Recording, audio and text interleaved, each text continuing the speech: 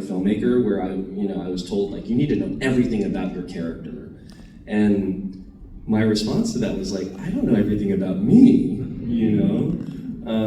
And I realized that, like, if I did know everything about a character, they would probably feel super two-dimensional.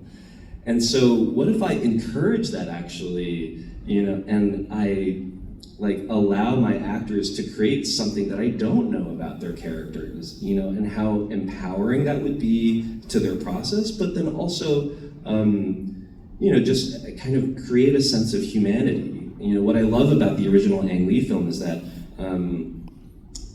these characters feel like they exist outside of the bounds of the film, and I wanted to retain that spirit in this movie. Beautiful. We are film independent, and this is an independent film. This particular experience. Yeah, it's so funny, like,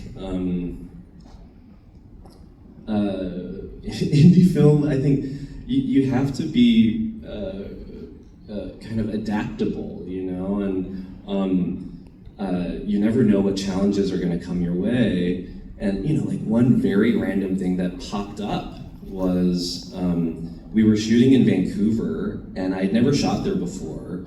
And when we were there for prep, I was like, man, like the sun is still up and it's like 10 p.m. And then I was like, oh no, wait. And then I thought about, like, well, when does the sun come up? And it was like 4 a.m. And I was like, how much nighttime do we have? And I talked to my AD, and he was like, yeah, you have too much night in your script. And I was like, oh man, so we had to change scenes to daytime, or if they were interior, like black them out. You just have to kind of like roll with it, right?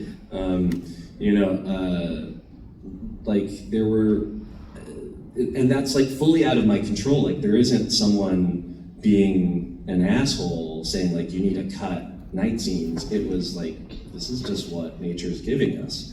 And I feel like that's just an example of like, well, this is indie film. Like you can't have more days or more nights to try and shoot. And then I think there's just like the script was long, and for the number of days that we had, like how could we try and condense it? And we had so many characters, but we needed all the characters, like, just really understanding, like, at the heart, like, what was really important. So, like, during pre-production, like, really just, like, scanning through the screenplay. One example I'll give about kind of locations was the final scene, or one of the final scenes of the film, where Angela and Lee reunite in the garden. That was initially scripted for outside of City Hall. So Chris and Min are getting married, and Angela sneaks out and she sees Lee. And when we were scouting these locations, one, we were like, when do we have time for a potential location, like a location move, a company move? And then two, like we need to find a location that's within our budget, but also feels special enough. Like this is a special moment. And nothing ever felt quite right. And I thought about it, and I was like, what if we shoot this at the home? Like it's a location we already have. Like we have a day where that could fit into the schedule, and it actually feels creatively right, because they should reunite at home, and she should be gardening because it's a sign of her kind of, confirmation that she's in this, she's in this for this next generation. And so it just kind of clicked into place. Another interesting thing about that scene was that it used to have more dialogue. And Kelly Marie Tran asked me a question, about like, what does this dialogue mean? Like, where is it coming from? And, the more we talked, the more I realized, like, maybe the dialogue's not important. Like, maybe they've talked so much that they just in this moment need to witness each other. And of course, conversations will happen, but maybe what we see is just them getting to embrace again, And so if it wasn't for, the creative process and trusting like location scouting and, understanding our production, restrictions and then also having this creative conversation with Kelly Marie Tran, like if it wasn't for all of those things about filmmaking, we wouldn't have ended up with what is one of my favorite moments in the movie. Exceptional.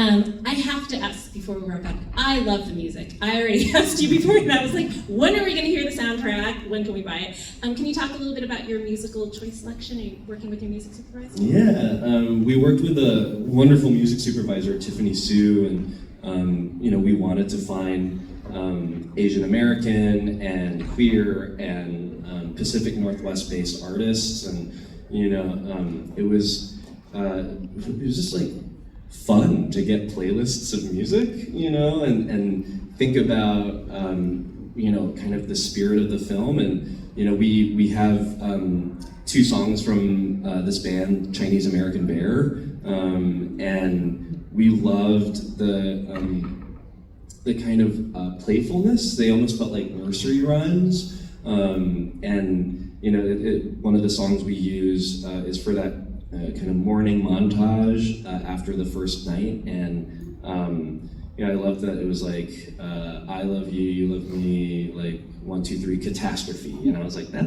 kind of makes sense, and there was something about it's like these characters are kind of still kids, like they're still trying to figure their shit out,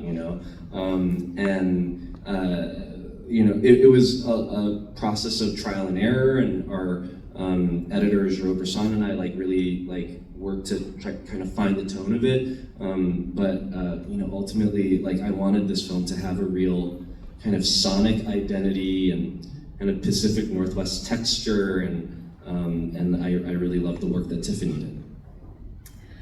Well, we are out of time for this conversation, but congratulations again to you, Andrew. Everyone,